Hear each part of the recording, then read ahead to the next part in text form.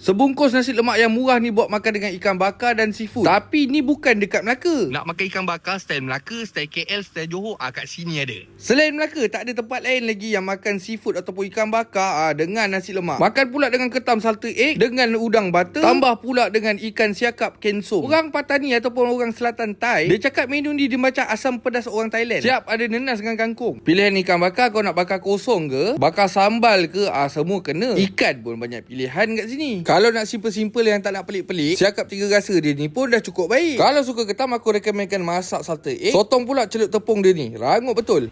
Mantap. Sos pencicah pula, nak sos tart, cili kicap ataupun air asam pun ada. Tapi bila makan dengan nasi lemak, memang macam style Melaka. Ini yang buat aku kalau makan bertambah-tambah. Selera aku memang sampai kalau makan dengan nasi lemak. Ingat kedai ni bukan dekat Melaka. Orang Bangi, Kajang yang duduk area Southville boleh datang kedai ni. Ikan bakar letup, Jenderam, Hilir, Dengkil, Selangor.